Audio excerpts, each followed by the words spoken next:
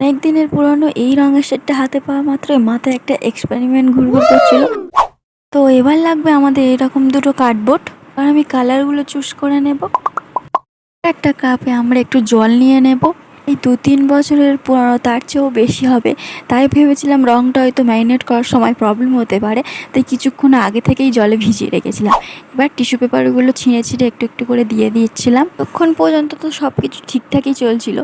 প্রবলেমটা হলো এটাকে মিক্স করতে গিয়ে কিছুতেই মিক্স হচ্ছে না। প্রায় আধ ঘন্টা 1 ঘন্টা হয়ে যায়, তারপরও কিছুতেই মিক্স হচ্ছিল না। নিশ্চয়ই আপনারা বুঝে গিয়েছেন যে আমি টিস্যু পেপার দিয়ে টেক্সচার আর্ট করতে যাচ্ছিলাম, কিন্তু ওখানে ওটা রং ব্যবহার করতে হয়, মানে ফেব্রিক কালার বা অ্যাক্রেলিক কালার। আর এখানে আমি রং পেন্সিল দিয়ে ট্রাই করছিলাম। তাতে কি, টিস্যু পেপার দিয়ে টেক্সচার আর নাই বা হলো, রং পেন্সিল যখন আছে তখন কালার করে দিয়ে একবার ট্রাই করে দেখি কেমন। যেই ভাবা সেই কাজ, লেগে পড়লাম রং করার উদ্দেশ্যে। তো প্রথমে একটা কার্ডবোর্ডকে গোল সার্কেলের মাপে কেটে নিয়েছি। এবার পছন্দ করে রাখা কালারগুলোকে এখানে কালার করে দেবো।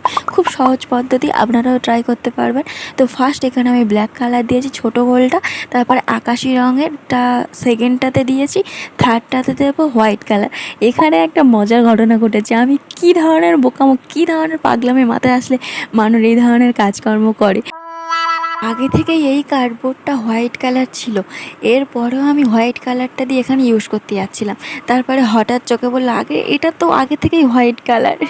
তো তারপরে আমি এখানে পার্পল কালার ইউজ করেছি।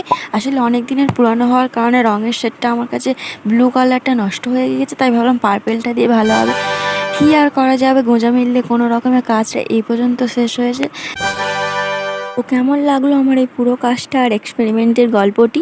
ভালো লাগলে অবশ্যই একটা লাইক করবেন, কমেন্ট করবেন ও সাবস্ক্রাইব করতে চ্যানেলটি অবশ্যই ভুলবেন না। আজকের মতো টাটা।